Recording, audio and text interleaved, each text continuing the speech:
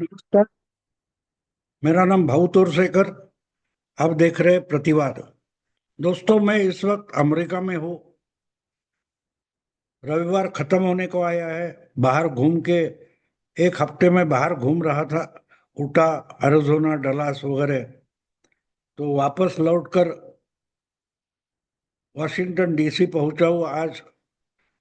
पूरी थकान थी तो दिन भर सोया रहा और रात को ये वीडियो बना रहा हूँ। दोस्तों, एक बात होती है कि जो कुछ दिखता है वो सच नहीं होता है। लेकिन ये भी है कि जो दिखता है वो बिकता है।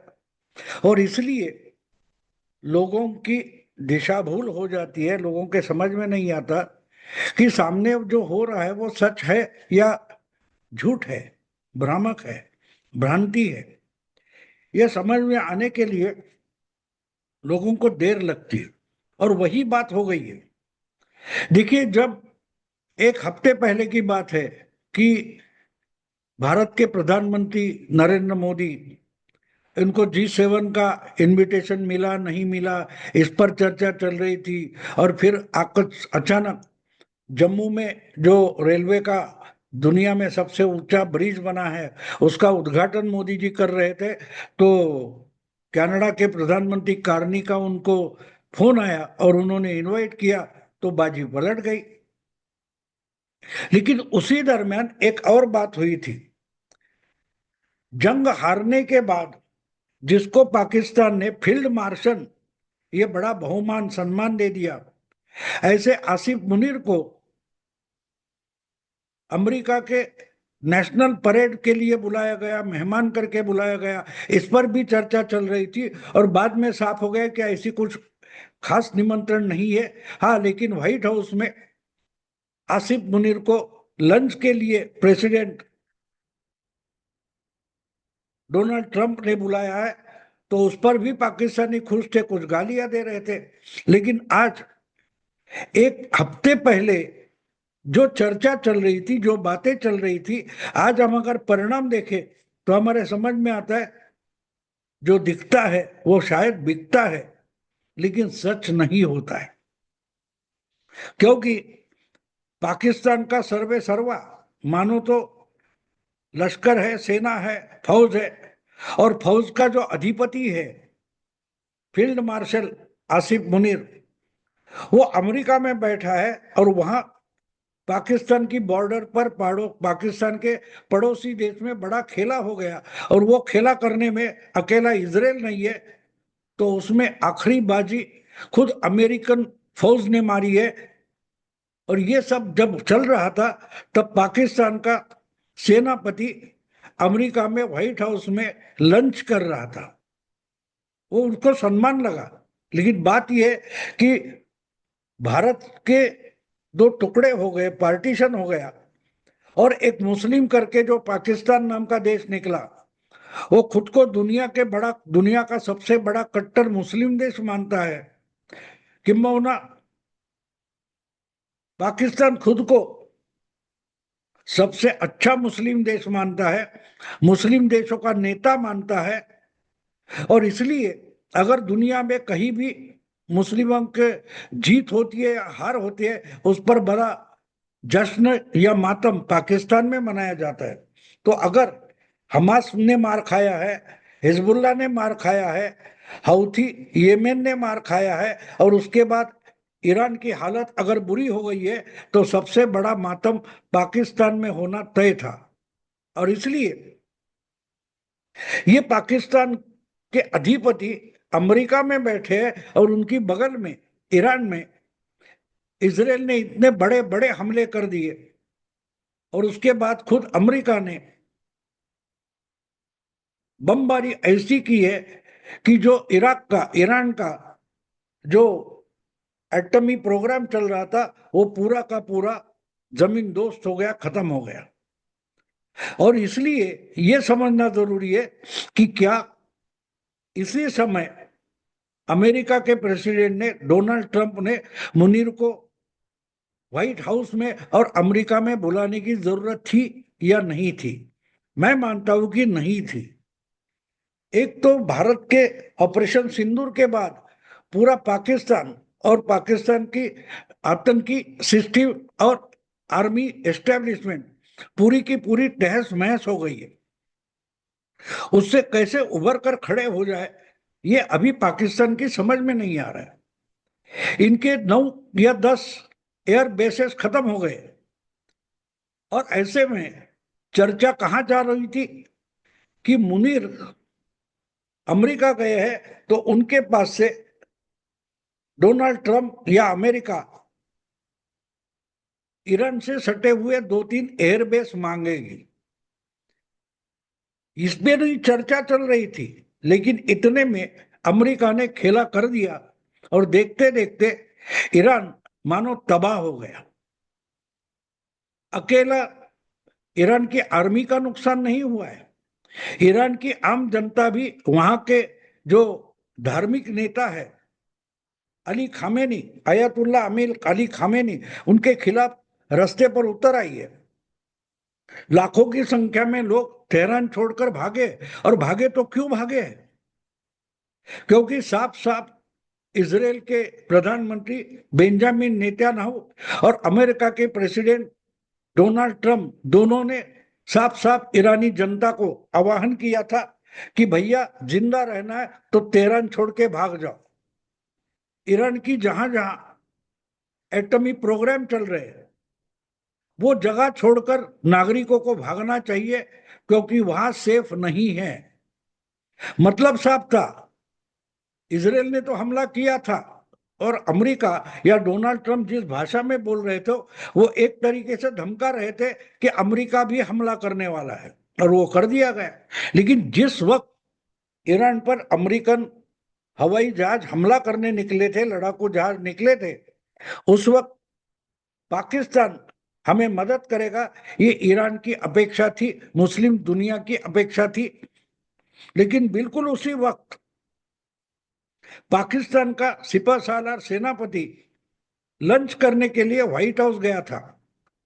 बोलते ना, ईमानदार जो होता है कुत्ता, वो कितने भी जूते पड़े, कितने भी लात मारे कोई मालिक, तो दुम हिलाते हिलाते मालिक के पीछे पीछे दौड़ता रहता है। और पाकिस्तान की हालत बिल्कुल वही है। और करे तो भी क्या करे?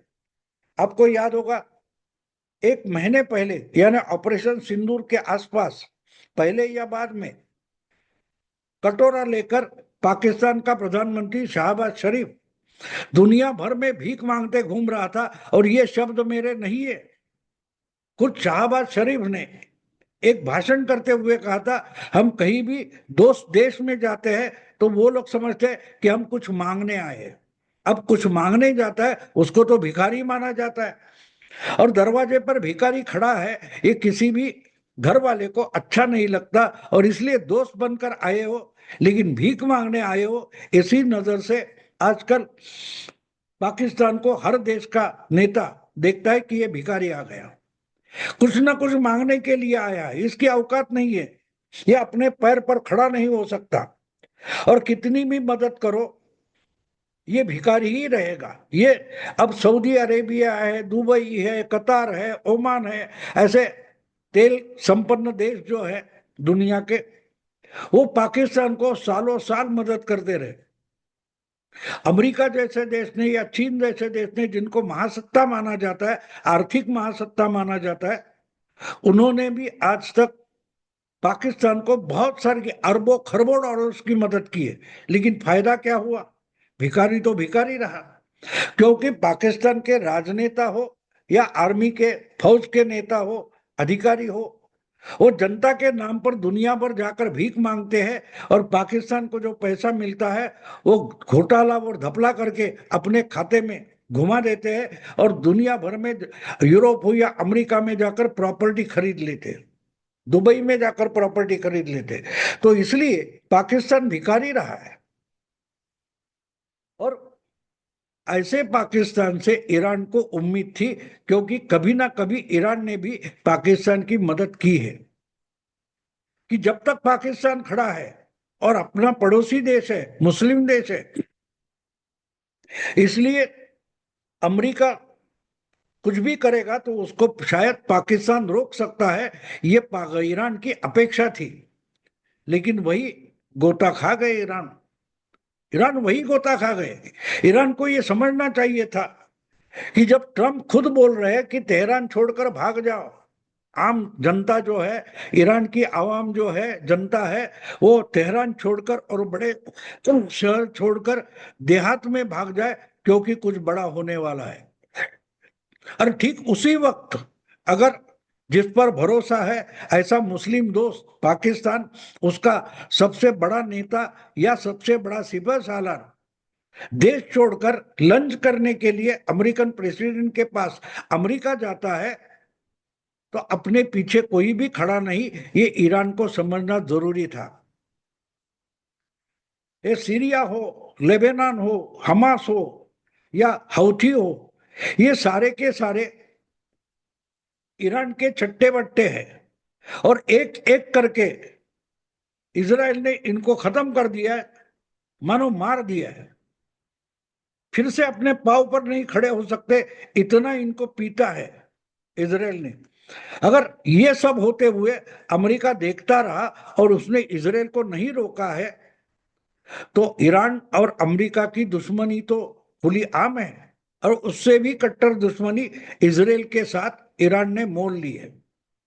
क्योंकि हम अपना एटमी बॉम्ब बनाएंगे तो सबसे पहले वो इजराइल पर डालेंगे और इजराइल को खत्म कर देंगे। दुनिया के नक्शे से इजराइल का नामो निशान हम साफ कर दे, ये तो घोषणा है ईरान की।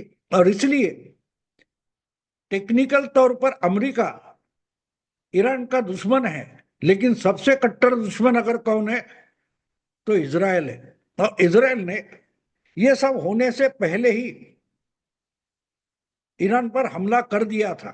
हिजबुल्लाह, हमास और हौथी खत्म करने के बाद इजराइल ने सीधे सीधे ईरान पर हमला बोल दिया। बहुत सारी जगह पर बम्बार्डिंग की है, उनकी एयर एयर डिफेंस सिस्टम खत्म कर दिए। एक तरीके से इजराइल ने जो शुरुआती काम किया है, तो वो ये काम था कि अमेरिका जो बड़ा हमला करेगा, इसके लिए अच्छी तैयारी इजराइल ने करके रखी थी। तो इजराइल जो कर रहा था वो बात साफ थी, इजराइल अमेरिका के लिए ईरान पर हमले का रास्ता साफ कर रहा था। और ऐसे में जब खुद को मुस्लिम जगत का नेता मानने वाला पाकिस्तान और उसका सिपह सालार एक लंच के लिए कुत्ते जैसी दुम हिलाते हिलाते अमेरिका पहुंच जाता है, व्हाइट हाउस में लंच लेने के लिए, तो बात साफ थी कि बहुत जल्दी ईरान पर अमेरिका हमला करेगा। अगर आपको याद होगा तो मैं एक बात बोलूं कि 2 महीने पहले, यानी पहलगाम होने के बाद, जब भारत पाकिस्तान को सबक सिखाएगा ये चर्चा चल रही थी, उस वक्त मैंने एक वीडियो बनाया था कि अमेरिका का हवाई जहाज जयपुर तक आ गया, इजराइल का हवाई जहाज जयपुर तक आ गया, और बहुत सारे बॉम्बर, बड़े बड़े जो बड़े बॉम्बर होते हैं, वो अमेरिका ने डिएगो गार्सिया में, यानी भारत और पाकिस्तान के नीचे दक्षिण दिशा की ओर समुद्र में एक छोटा बेट है, छोटा आइलैंड है, उस पर अमेरिका का हवाई आर्मी का, नेवी का अड्डा है। वहां अगर अमेरिका ने बॉम्ब लाकर रखे हैं तो बात साफ है, पहलगाम का सबक भारत पाकिस्तान को सिखाए, उसी दरमियान कभी ना कभी ईरान पर हमला करने की तैयारी अमेरिका ने कर ली है। ये सबसे पहले, कम से कम 2 महीने पहले, 1.5 महीने पहले मैंने प्रतिवाद में एक वीडियो से बताई थी कि ये जो 6 आधा दर्जन बड़े बॉम्बर अमेरिका डिएगो गार्सिया में, हिंद महासागर में लाकर रखती है, उसका मतलब कुछ बड़ा होने वाला है। और वही हो गया, वही हो गया। देखते देखते मुनीर गोश्त खाने के लिए व्हाइट हाउस पहुंच गया, और यहां ये हमला हो गया। मतलब साफ है, डोनाल्ड ट्रंप ने मुनीर को गोश्त खाने के लिए बुलाया, बिरयानी खाओ, आओ खाने के लिए है, गोश्त मिलेगा, लेकिन असल में दाल चावल खिलाया, और दाल भी ऐसी कि दाल में पूरा काला, दाल में काला होता है, वो समझना जरूरी होता है कि जिस वक्त डोनाल्ड ट्रंप अमेरिका के अध्यक्ष तेहरान को धमका रहे हैं, ईरान को धमका रहे हैं, तेहरान की जनता को साफ साफ बता रहे हैं कि तेहरान छोड़ के, शहर छोड़ के भाग जाओ, देहात में जाओ। इसका मतलब ईरान का हर बड़ा शहर अमेरिका के निशाने पर है, यही बताया जा रहा था। और अगर उसी वक्त पाकिस्तान के सिपह सालार को व्हाइट हाउस में लंच के लिए बुलाया जाता है, तो उसको वहां पकड़ के रखने का और यहां वही काम कर लेने का जिसका पाकिस्तान को डर था।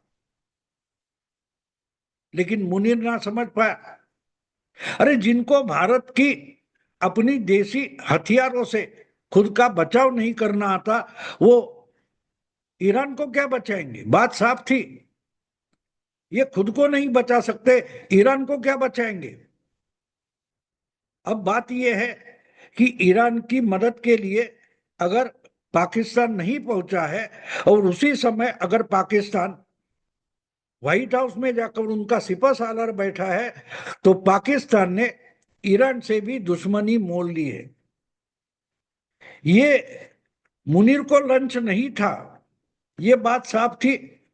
पाकिस्तान और ईरान के बीच में दुश्मनी पैदा करना, यही तो इसका एक उद्दिष्ट था, एक मकसद था। और उसमें डोनाल्ड ट्रंप बड़े सक्सेसफुल हो गए, बड़े सक्सेसफुल हो गए। और ईरान ने तो अब डिक्लेयर कर दिया, जो जो हम पर हमला करने वाले, ईरान पर हमला करने वाले के साथ रहेंगे या साथ दिखेंगे, वो भी हमारे दुश्मन है और वो भी हमसे जंग छेड़ बैठे, यही माना जाएगा। इसका मतलब साफ है, इसके आगे अमेरिका इजराइल के बारे में ईरान कुछ भी करे, वही बात ईरान पाकिस्तान के साथ करेगा। तो गोश्त तो मिला नहीं, मिला तो दाल चावल, लेकिन दाल भी ऐसी कि उसमें सिर्फ काला नहीं है, पूरी की पूरी दाल काली है। और मुनीर बेचारे मुंह छुपाने के लिए अब जगह ढूंढते रहेंगे। दोस्तों अभी यही रुकता हूं। अगर वीडियो पसंद है तो लाइक करो, शेयर करो और प्रतिवाद को सब्सक्राइब करो। नमस्कार।